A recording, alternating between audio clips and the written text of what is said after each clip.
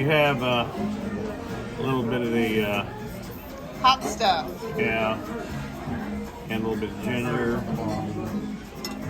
They never give you enough of this stuff. Mix it in with soy sauce. Of course, you have to use chopsticks.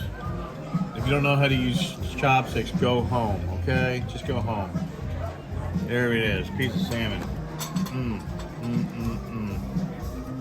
You can dip it, and eat the whole thing like this.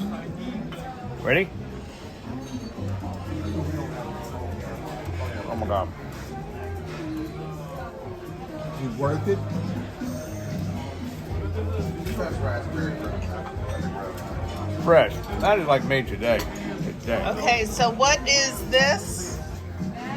That is shrimp. That is tuna. And then the rest are just sushi rolls? No, wait a minute. I didn't say shrimp. I'm not. Wait a minute. Salmon, tuna, And shrimp, yeah.